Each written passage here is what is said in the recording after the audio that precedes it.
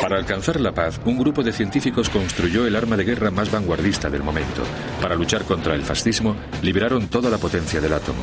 La excelencia teórica se unió con el esfuerzo de la ingeniería para crear una pesadilla ética, la bomba atómica. A continuación, el Proyecto Manhattan.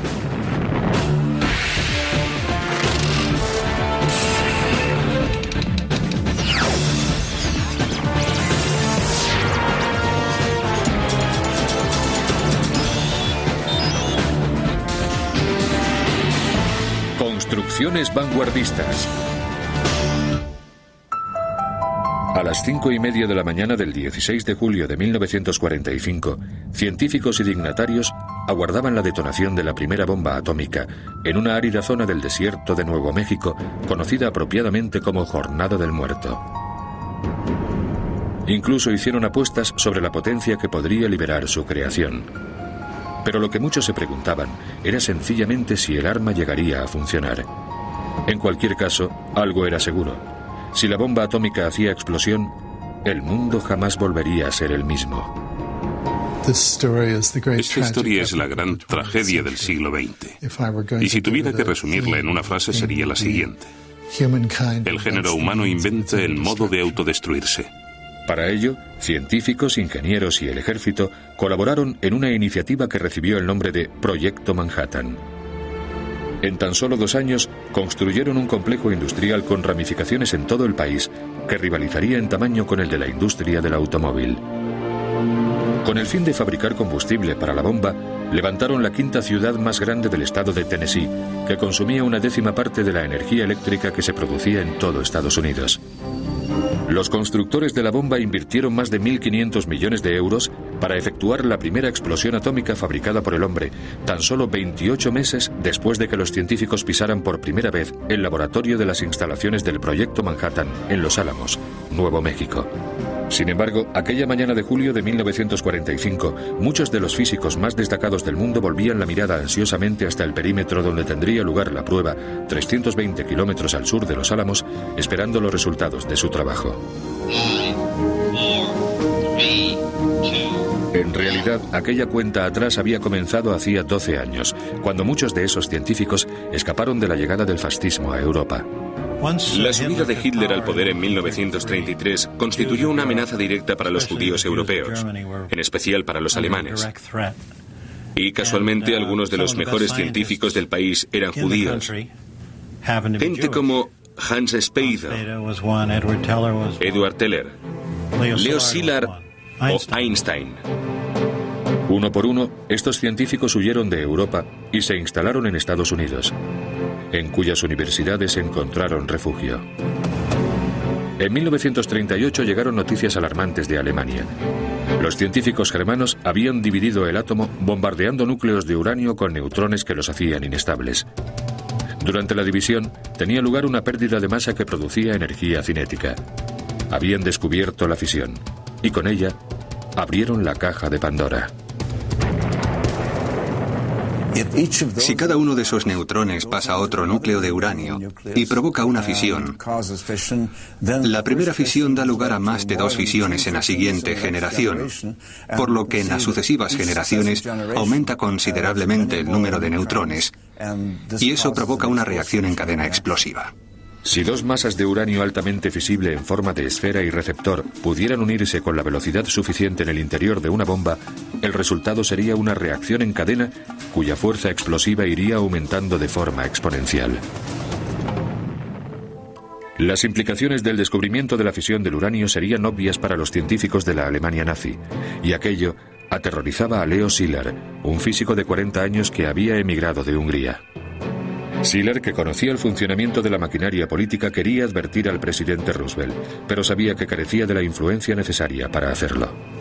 Imaginen que se presentaran en su despacho varios hombres con un fuerte acento extranjero, afirmando haber encontrado la forma de construir una bomba no más grande que una normal, pero capaz de volar una ciudad. Cualquiera hubiera pensado que estaban locos y los habrían echado. Szilard escribió una carta al presidente y se buscó un importante aliado para que la firmara, Albert Einstein. El húngaro, que no conducía, pidió a su amigo Edward Teller, un destacado físico teórico, que le llevara hasta la casa de verano de Einstein, en Long Island. Einstein leyó lo que había escrito Leo Szilard. Hizo un par de preguntas al respecto, dijo, sí, y firmó. El 11 de octubre de 1939, como respuesta a la carta que Einstein y Szilard le escribieron para prevenirle, el presidente Roosevelt constituyó el Comité Consultivo sobre Uranio.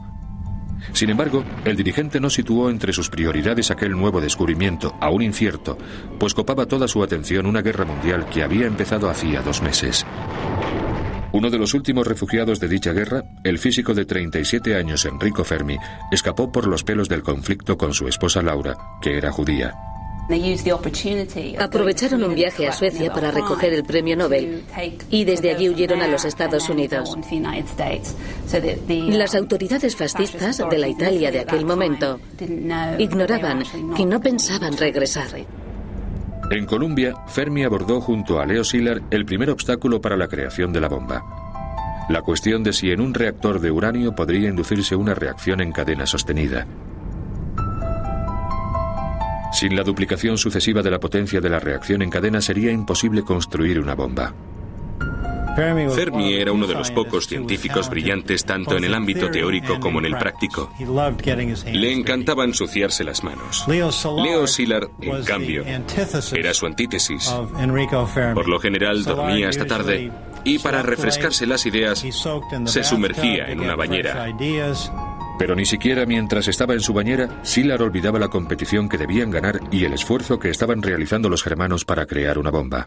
Así pues, convenció a los científicos estadounidenses, cuya comunidad operaba con total apertura, de que censuraran sus propios documentos para evitar ayudar sin darse cuenta a los alemanes. Cuando el proyecto de bomba estadounidense daba sus primeros pasos experimentales, la noticia de que el Instituto Kaiser Wilhelm de Berlín había comenzado a realizar investigaciones activas sobre el uranio conmocionó a la comunidad científica norteamericana. Tendría que producirse un desastre para que el presidente tomara medidas decisivas, pero ese desastre no estaba muy lejos. El 7 de diciembre de 1941, el ejército japonés atacó Pearl Harbor. Los nipones hundieron 19 buques de guerra estadounidenses y mataron a más de 2.000 soldados. Al día siguiente, Estados Unidos declaró la guerra a Japón. La Segunda Guerra Mundial dejó de ser un conflicto exclusivamente europeo.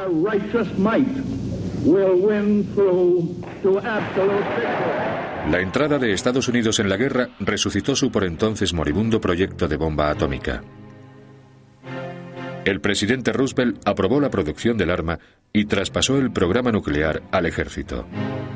El general de brigada Leslie R. Groves, un experto ingeniero y administrador, fue el elegido para dirigir el Manhattan Engineering District, nombre que recibió el proyecto porque inicialmente su sede se encontraba en Nueva York. El general Groves acababa de terminar de construir el Pentágono y le disgustó mucho que le asignaran el proyecto Manhattan, nombre por el que terminó conociéndose la iniciativa. Estaba seguro de que era un despilfarro, de que jamás podría hacerse algo así. Sin embargo, en la Universidad de Chicago, Szilard y Fermi ya estaban dando los primeros pasos para demostrarle a Groves que se equivocaba.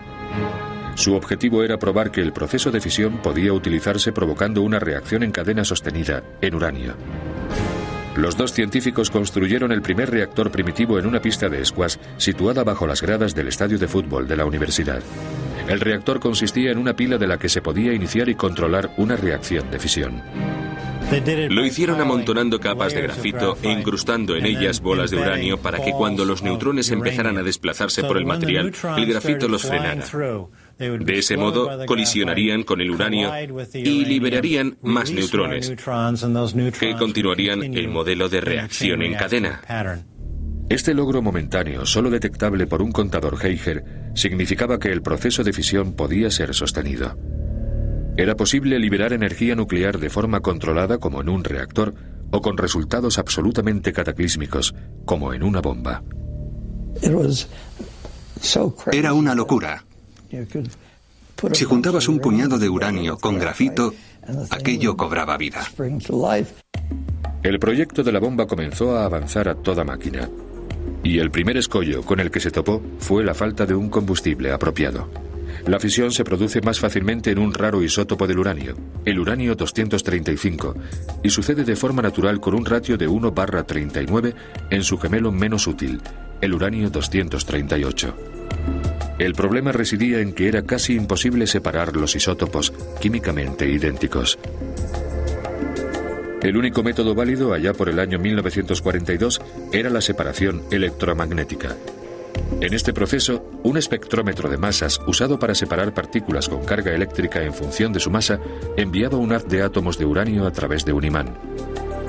Los átomos del isótopo U-235, por ser más ligero, serían desviados en mayor medida que los del U-238 más pesado. Los átomos se capturarían de uno en uno. Los científicos de la Universidad de Columbia abogaron por un modo más competitivo de separación, la difusión gaseosa. Aquel método hacía pasar el isótopo a través de una barrera porosa que separaba el más ligero del más pesado, pero técnicamente resultó complicado de llevar a la práctica. En un centímetro cuadrado, un área aproximadamente de las dimensiones de mi pulgar, tiene que haber cientos de millones de poros, todos del mismo tamaño. Si son demasiado grandes, el gas fluye sin que se produzca separación alguna. Y si son demasiado pequeños, el gas queda atrapado en ellos y se condensa en la superficie, no llega a atravesarlos. Así pues, todo eran obstáculos. No obstante, si conseguían fabricar una barrera apropiada, sin duda los resultados serían mucho más satisfactorios que los obtenidos mediante el proceso electromagnético. Ambas técnicas deberían realizarse a escala masiva y tendrían un elevadísimo coste. Pero si funcionaban, les brindarían el combustible necesario para detonar una bomba que se diseñaría en un remoto enclave de Nuevo México. Groves decidió situar el centro de diseño de la bomba en Los Álamos, una aislada localidad ubicada en las montañas a 2.100 metros de altura, a la que solo podía accederse por una carretera. El general Groves quería estar en el interior, bien lejos de los aviones y submarinos enemigos. Quería que el lugar fuera bonito, dijo, como para mantener entretenidas a un par de divas. En noviembre de 1942, el ejército adquirió 54.000 acres de terrenos por $440.000, unos 350.000 euros, con la excusa de utilizarlos como área de demolición. Para dirigir la instalación, Groves, todo un experto en valorar a las personas, escogió a un candidato insólito, J. Robert Oppenheimer, un profesor de física de gran talento. Oppenheimer tenía fama de ser un hombre temperamental, y hubo quien pensó que quizás no fuera el adecuado para situarse al frente de un proyecto sometido a tanta presión. A Groves le advirtieron de que Oppenheimer sería un desastre. La gente le decía que ese hombre ni siquiera podría dirigir un puesto de perritos calientes. Oppenheimer era un hombre fascinante y complicado. Y al parecer poseía ciertas cualidades propias de un actor, ya que cada persona tenía una opinión muy distinta de él. Oppenheimer reunió en las instalaciones a destacados científicos como Enrico Fermi, Hans Bethe y Edward Teller, con técnicos recién salidos de la universidad. El personal del laboratorio aumentó de 250 empleados en 1943 a 2.500 en 1945. Nacieron muchísimos niños. En un determinado momento, el general Groves le preguntó a Oppenheimer si no podía hacer algo al respecto, a lo que éste respondió que no lo creía. El único lugar que tuvieron que ampliar constantemente fue la maternidad del hospital. En el otoño de 1942, los físicos teóricos de Los Álamos emprendieron el complicado proceso de tratar de calcular cuánto U-235 se necesitaría para fabricar una bomba. Los científicos le dieron una cantidad X, pero le dijeron que podía multiplicarse o dividirse por 10. Groves, que estaba atónito, les contestó: es como si te piden que organices una boda para 100 personas, pero te dicen que quizás aparezcan 1.000 invitados o tan solo 10. ¿Cómo se puede planificar nada con un margen de error tan amplio? Aquella incertidumbre no hizo más que intensificar los temores de que los nazis pudieran estar más cerca que ellos de fabricar una bomba. El 28 de diciembre de 1942, el presidente Roosevelt aprobó la inversión de otros $2.000 millones, unos 1.500 millones de euros, en el proyecto Manhattan. La prioridad era construir las descomunales instalaciones industriales que producirían el material fisible que impulsaría la bomba atómica. El equipo de físicos de Robert Oppenheimer duplicó la cantidad de uranio 235 que se creía necesaria para alcanzar la masa crítica y sostener una reacción en cadena explosiva a 200 kilos. Su cálculo, efectuado sin las muestras adecuadas de U-235 para las pruebas, resultaría ser 10 veces la cantidad requerida. Los científicos de Los Álamos también estudiaron los materiales barrera que ralentizarían la expansión de la masa crítica y reflejarían los neutrones, que de ese modo volverían a intervenir en el proceso de fisión en el interior de la bomba. El general Groves, decidido a tener la bomba atómica lista para utilizarla en la guerra, comunicó a los contratistas de Oak Ridge, Tennessee, que disponían de unos escasos 6 meses para construir los enormes calutrones electromagnéticos diseñados por Ernest Lawrence en la Universidad de California, en Berkeley. Dichos calutrones se usarían para separar el U-235 del U-238. Hasta cierto punto, Lawrence era un ingeniero. Se sentía cómodo entre soldadores, llaves inglesas y todo tipo de herramientas empleadas en la construcción de máquinas. En febrero de 1943 se iniciaron las tareas de construcción de los calutrones en una zona que recibió deliberadamente el indefinido nombre en clave de Y-12. Estas gigantescas máquinas se diseñaron con la configuración de una pista de carreras para que las partículas cargadas pudieran ser aceleradas de manera continua en torno al óvalo de casi 40 metros de largo. 2 enormes imanes provocaban la divergencia de los haces de U-235 y U-238 para que pudieran recogerse los isótopos por separado. Se necesitarían 10 calutrones, cada uno en su propio edificio, para reunir tan solo 100 gramos de U-235 al día. Debido a las estrictas restricciones de tiempo, Groves no podría permitirse construir plantas piloto, instalaciones para probar las repercusiones de los procesos de laboratorio. Empezaron a construir físicamente Oak Ridge y la I-12, la planta de separación electromagnética, antes de que los diseños se hubieran aprobado. Es increíble, la vida civil sería imposible hacer algo así, y menos estando tan cerca a una situación bélica extrema. En cualquier caso, cuando pusieron en marcha la pista 1 alfa para conseguir las primeras muestras de uranio, todo se estropeó. Los imanes eran tan fuertes que sacaron hasta los clavos de las paredes. Cuando Groves llegó, cerró la planta, y su respuesta al problema fue muy consecuente con sus métodos. Puesto que las pistas no conseguían la cantidad de uranio necesaria, se construirían más para obtener el combustible que requerían las bombas. Así pues, la ciudad de Oak Ridge siguió creciendo. Cada vez eran más los empleados que tomaban parte en el proyecto, y al final llegaron a vivir unas 55.000 personas en el emplazamiento. Groves empleó métodos muy creativos para reclutarlas.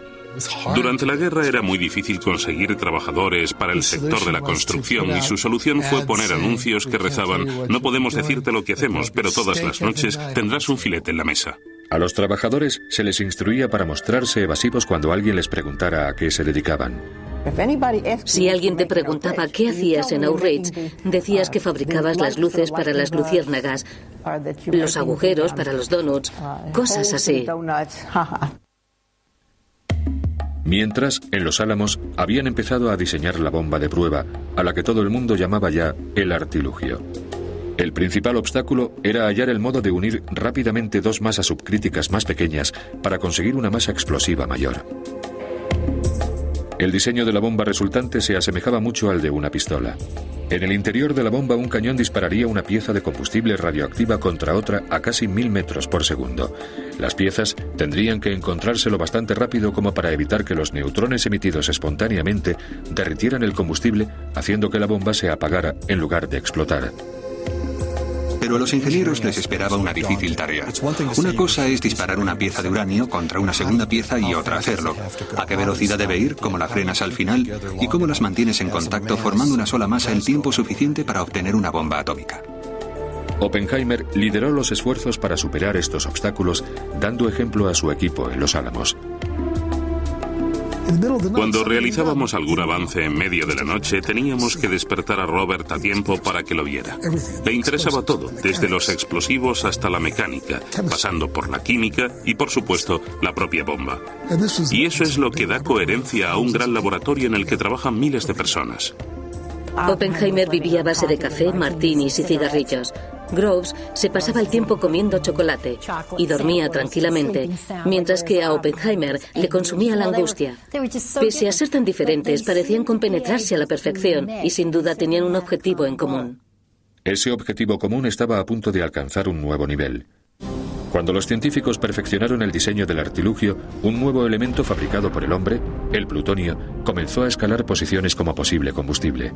El plutonio, descubierto en 1941, era casi 2 veces más fisible que el uranio 235 y podía producirse a una escala mucho mayor irradiando uranio en reactores nucleares. Para conseguir plutonio, los ingenieros de la Universidad de Chicago diseñaron 3 reactores de producción que se construirían en Hanford, Washington. Groves inició las labores de construcción en Hanford el 27 de agosto de 1943, con empleados contratados en la zona. 60.000 trabajadores de la construcción vivían en tiendas en la reserva Hanford. El gobierno intervino, compró 500.000 de acres en el desierto del este de Washington, creó este remoto enclave de construcción y en cuestión de meses levantó varias estructuras a gran escala diseñadas para la producción de plutonio. Pero Groves seguía sin estar conforme. No quería depender únicamente de los enclaves Y-12 y Hanford para producir el combustible de la bomba. De modo que en septiembre de 1943 ya había iniciado las tareas de construcción de una tercera, el K-25, una gigantesca planta de difusión gaseosa en Oak Ridge. En el proceso de difusión, un compuesto gaseoso, el hexacloruro de uranio, pasa por una sucesión de barreras, cada una de las cuales va enriqueciendo levemente el isótopo U-235 más ligero. La dificultad radicaba en encontrar una barrera que no se deteriorara al someterse a la acción de aquel gas tan corrosivo. Los científicos e ingenieros no consiguieron fabricar una barrera satisfactoria hasta un año después de que se iniciaran las tareas de construcción del K-25. Era un edificio que en última instancia cubriría más área que ningún otro que se hubiera erigido. La estructura en forma de U medía 800 metros de largo por 300 de ancho y su perímetro era de 600.000 metros cuadrados. En su interior había una serie de contenedores y cascadas sellados que recorrían toda la longitud del edificio. Oak Ridge siguió creciendo y a finales de la guerra era ya la ciudad más grande de Tennessee. El consumo de energía total durante la operación K-25 en el transcurso de la guerra en el Manhattan District representaba aproximadamente el 10% de toda la generada en Estados Unidos. Considerando el tamaño y las posibilidades del enclave K-25 en el proyecto Manhattan, no creo que en el ámbito de la ingeniería haya existido hasta la fecha un logro comparable a lo que se consiguió en aquel lapso de tiempo. Cada vez parecía más improbable lograr producir el suficiente U-235 como para influir en el desarrollo de la guerra, y la alternativa, el plutonio, había planteado también infinidad de problemas. Las impurezas de este nuevo elemento ocasionaban una mayor actividad de los neutrones, lo que provocaría que las bombas se detonaran antes de lo previsto, que se produjera una fisión antes de que las dos mitades se unieran formando la masa crítica. En Oak Ridge surgieron problemas de producción y no estaban seguros de si podrían fabricar uranio 235, pero si tampoco conseguían usar el plutonio en un cañón, sería imposible construir una bomba atómica. Fue una verdadera crisis, y creo que en aquel momento Oppenheimer desplegó todo su talento. Reorganizó los Álamos y llevó nueva gente allí para que resolvieran el problema y hallaran el modo de fabricar una bomba de plutonio. La nueva configuración de la bomba de plutonio exigía una capa exterior de explosivos que dirigiera ondas de choque simétricas hacia el interior, comprimiendo una masa central subcrítica de plutonio. El aumento de densidad resultante reduciría las distancias entre núcleos y detonaría la reacción en cadena explosiva.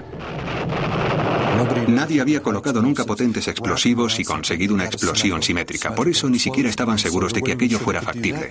Se encontraban ante un problema de ingeniería muy complicado y desde mayo de 1944 hasta agosto de ese mismo año el laboratorio tuvo que esforzarse en hallar una solución. A finales del 44, la planta de difusión gaseosa K-25 ya producía U-235 enriquecido, que se enriquecía aún más al pasar a través de los calutrones magnéticos. Mediante este proceso se generó suficiente combustible para una bomba. Pero si, como pensaban los estrategas militares, hubiera que emplear más de una para doblegar al enemigo, era vital que la siguiente prueba que se realizara a la nueva bomba de implosión de plutonio funcionara. Todas estas incertidumbres tan solo sirvieron para aumentar la presión en los Álamos, mientras científicos e ingenieros se preparaban para la primera detonación de un arma atómica. Si funcionaba, el diseño de implosión podría poner punto y final a la guerra. El diseño de la bomba de uranio se completó en febrero de 1945 y todos confiaban plenamente en ella. Le pusieron el nombre de Little Boy, que significa niño pequeño, por su reducido tamaño, ya que tan solo medía 1,80 m y pesaba menos de 450 kilos. Los diseñadores consideraron innecesario e imposible someterla a una prueba antes del combate, ya que solo había U-235 suficiente para una bomba. El diseño para el mucho más complicado dispositivo de implosión a base de plutonio, apodado Fat Man, gordinflón, por su forma redonda, se aprobó en marzo. Y en este caso sí se programó una prueba para el mes de julio. Con el fin de preparar el despliegue de las armas, se situó al coronel Paul Tibbets, un veterano piloto de combate con una amplia experiencia en B-29, al frente de una nueva unidad, el Grupo Mixto 509. Dicha unidad comenzó su adiestramiento en Wendover Field, Utah, lanzando bombas de ejercicio Orange de 2.500 kilos. El 12 de abril de 1945 el presidente Roosevelt moría en Warm Springs, Georgia, por lo que el vicepresidente Harry S. Truman pasó a ocupar el despacho oval. El proyecto Manhattan se había llevado tan en secreto que Truman no tenía conocimiento de los avances de la bomba y fue necesario informarle ampliamente en sus primeras semanas en el cargo. Algo menos de un mes después, las fuerzas armadas alemanas en Europa se rindieron. No así las japonesas. En junio de 1945, Tibbets y su unidad se desplazaron a la isla de Tinian, en el Pacífico, a unos 2.350 kilómetros de Tokio, donde los civis de la Marina habían construido el mayor aeropuerto del mundo para dar cabida a las nuevas superfortalezas B-29 de Boeing. Escogimos aquella isla en primer lugar porque desde ella podíamos atacar Japón. En segundo lugar, porque sus pistas de aterrizaje eran las más largas. Y en tercer lugar, porque contaba con las instalaciones necesarias para modificar la zona en la que íbamos a cargar la bomba. Además, yo quería que mi tripulación volara sobre territorio enemigo porque no era algo que hicieran habitualmente y deseaba que practicaran, que se acostumbraran a que les dispararan y a volar en solitario. La mañana del 16 de julio de 1945, en el otro extremo del mundo, en el desierto de Nuevo México, unos 300 kilómetros al sur de Los Álamos, científicos y dignatarios aguardaban los resultados de la primera prueba que se realizaba con una bomba atómica. Oppenheimer le dio a la prueba del dispositivo de implosión el nombre en clave de Trinity como referencia a un poema devoto del escritor inglés del siglo XVII, John Donne. La composición hablaba sobre la paradoja de un Dios que destruye para renovar. Sin embargo, en la mañana de la Operación Trinity, el dispositivo de implosión no parecía especialmente imponente en lo alto de una torre de 30 metros de altura. Uno de los tipos dijo que el dispositivo Trinity suponía una tremenda deuda con la empresa 3M porque en su mayoría se mantenía unido con cinta adhesiva. Y es que en el fondo era una bomba casera. Tardaban 3 días enteros en ensamblar uno de esos dispositivos de guerra. Piensen que en el fondo eran simples aparatos de laboratorio, no diseños de producción que salen de una cadena de montaje. Había que preocuparse por ellos en todo momento, asegurarse de que las cosas se hicieran bien y buscar lo que faltase. Cuentan que en el último minuto los trabajadores tenían pesadillas. Soñaban que habían unido 2 componentes mal y cuando iban a comprobarlo se daban cuenta, por ejemplo, de que habían cometido un error en la instalación de un cable. Los científicos esperaron ansiosamente en sus puestos. Algunos temían el éxito de la operación, pues se especulaba con la posibilidad de que la bomba pudiera prender fuego a la atmósfera y destruir el mundo. Teller se encontraba a unos 35 kilómetros de allí, en Campaña Hill con Lawrence, y dejó a todo el mundo aterrorizado cuando empezó a aplicarse protector solar en el rostro y las manos para evitar el efecto de los rayos ultravioleta de la bomba.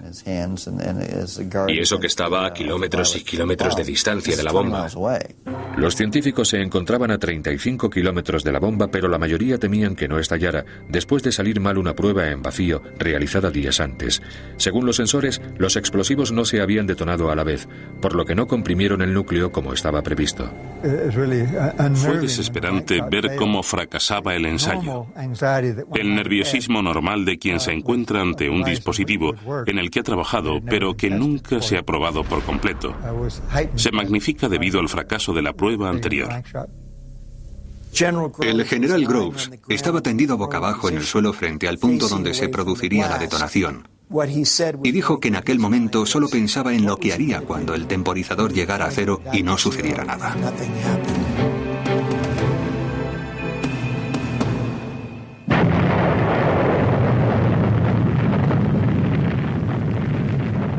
A las 5:30 del 16 de julio de 1945, el mundo entró en la era atómica con un intenso destello al que siguieron una repentina ola de calor y una tremenda onda expansiva. La bola de fuego ocupó una extensión de 12.000 metros. El poder explosivo de la bomba fue similar al de 20 toneladas de TNT. Las predicciones de la mayoría de los científicos se cumplieron. Aquello vaporizó por completo la torre de acero y calentó la arena del desierto hasta convertirla en cristal en un radio de 800 metros. Hubo algo que me sorprendió. Yo jamás pensé que la bola de fuego me fuera a producir en el rostro el mismo calor que sentía al contemplar una puesta de sol. Se fue haciendo cada vez más brillante. Groves y yo sabíamos que pronto se emplearía sobre Japón y que entonces no sería solo un experimento. Groves regresó a Washington para llevarle los resultados al secretario de guerra Henry Stimson y para iniciar los preparativos del uso de la bomba contra el país nipón. Algo más tarde, ese mismo día, se tomaron las fotos del general para la publicidad que acompañaría al bombardeo de Hiroshima. Le dije: general, mire aquí a Tokio. Él se puso las manos en las caderas y dijo: no miraré a Tokio, Ed, sino a un sitio cercano. Lo hizo y yo tomé la foto. No sé lo que estaba mirando, pero probablemente fuera Hiroshima. Aunque Trinity había sido un éxito, seguían quedando ciertas dudas acerca de Fat Man. El dispositivo de la prueba Trinity no era una bomba. No podía lanzarse. Solo era un aparato situado en lo alto de una torre. No sabíamos si funcionaría. Y estoy seguro de que fueron los militares quienes decidieron que lo comprobáramos sobre la marcha. Y Little Boy, cuyo funcionamiento no se había demostrado, solo tendría una oportunidad.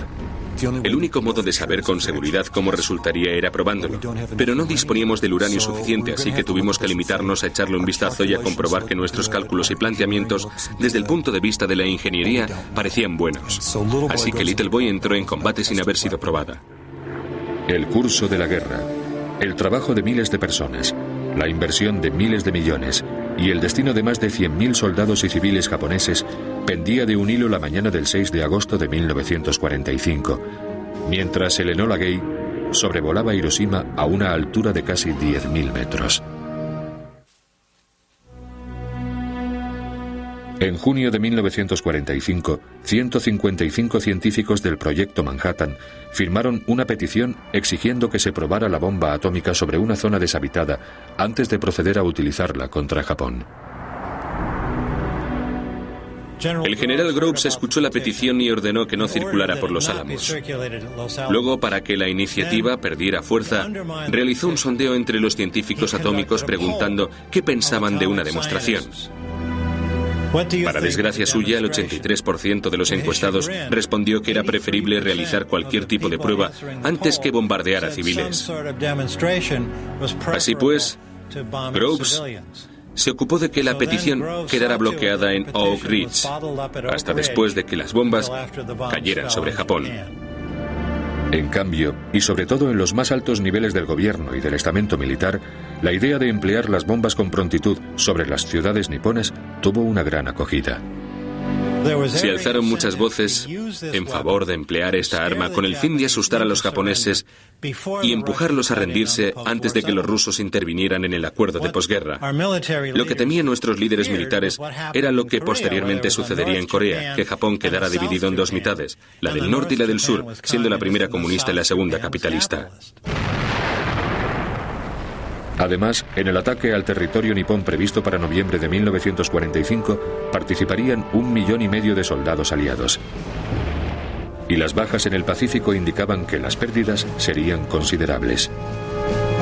A finales de la Segunda Guerra Mundial estábamos muy enfadados con los japoneses. Fueron ellos quienes comenzaron el conflicto. Combatieron con furia y de manera brutal. Asesinaron a civiles. En aquel momento ya habíamos destruido por completo sus fuerzas aéreas y también las navales. Y pese a todo no se rendían. En la primavera de 1945, el general Groves escogió una serie de populosas ciudades niponas como posibles objetivos para demostrar el poder destructivo de la bomba y acabar con la guerra lo antes posible. Una vez seleccionadas, las ciudades de esta corta lista quedaron fuera de las incursiones aliadas con bombarderos. Las protegieron para destruirlas. El presidente tomó la decisión final el 1 de junio tras una conversación con su secretario de Estado, James Burns. En un determinado punto, Burns le preguntó a Truman: «Señor presidente, ¿qué le dirá al pueblo americano cuando le acuse de haber cometido un delito, cuando sepa que usted tenía un arma que podía haber acabado con la guerra y salvado la vida de muchos compatriotas y decidió no usarla?» Creo que posiblemente aquel fuera el argumento que decidió a Truman. Había estado en la Primera Guerra Mundial y sabía lo que era luchar y morir. Creo que le interesaba parar todo aquello lo antes posible. Y le admiré por lo que hizo. Let there be no mistake. We shall completely destroy Japan's power to make war. If they do not now accept our terms, they may expect a rain of ruin from the air, the like of which has never been seen on this earth. A las 2:45 de la madrugada del 6 de agosto, Paul Tibbets despegaba de la isla Tinian con el Enola Gay. Pensé que seguramente aquel avión pasaría a la historia. Y quería asegurarme de que no hubiera otro B-29 con el mismo nombre. Así que le puse el de mi madre, Enola Gay, porque sabía que no podría haber dos Enola Gays. El 6 de agosto de 1945, a las 8:15 de la mañana, las compuertas inferiores del Enola Gay se abrieron para lanzar la bomba de uranio Little Boy. 43 segundos más tarde, el artefacto hacía explosión a unos 600 metros sobre Hiroshima, con la fuerza de 12.500 toneladas de TNT. A mis pies veía pedacitos de Hiroshima nada más. Allí abajo solo había una amalgama negra de la que salía humo. Ese era el aspecto de la ciudad. El 90% de la ciudad quedó arrasada por los vientos de 800 kilómetros por hora que produjo la explosión. Calcinaron la piel de todas las personas que se encontraban en un radio de 3 kilómetros e incineraron a quienes se hallaban directamente bajo la detonación. Visitamos a los pacientes, visitamos la plataforma del ferrocarril donde habían colocado a toda la gente que moría a consecuencia de la radiación. Y hacían allí unas 600 u 800 personas. No había nada que hacer. Había un niño absolutamente hinchado, con el rostro casi irreconocible, que decía: Oka-chan, Oka-chan, Mizu, Mizumi, mami, mami, agua, agua. Aquel llanto lastimero y lleno de dolor es algo que nunca olvidaré. 130.000 japoneses murieron a consecuencia de la explosión o debido a la radiación. 3 días después, otra bomba aún más potente, en este caso de plutonio, Fat Man, cayó sobre Nagasaki con resultados similares. Japón se rindió el 14 de agosto de 1945. Let us pray that peace be now restored to the world, and that God will preserve it always. La guerra más catastrófica de la historia de la humanidad había terminado. Calculé cuántos de los que estuvimos en Los Álamos sabíamos realmente lo que estaba pasando y dividí esa cifra entre el número de víctimas. Supongo que soy responsable de 100 o 200 de esas bajas, y es algo muy difícil de asumir. Pero si incluso conociendo estas cifras me preguntaran si volvería a hacerlo, respondería que sí. Porque si apareciera una nueva arma, preferiría que el primero en tenerla fuera Estados Unidos. El monopolio estadounidense de la bomba atómica no duró mucho. En 1949 los soviéticos detonaron una. En la década de los 50, ambas superpotencias añadieron la bomba de hidrógeno a sus arsenales en un intento de alzarse con la hegemonía militar, y las dos terminaron con decenas de miles de armas en sus arsenales nucleares. No podemos detener el progreso y nos piden que lo hagamos.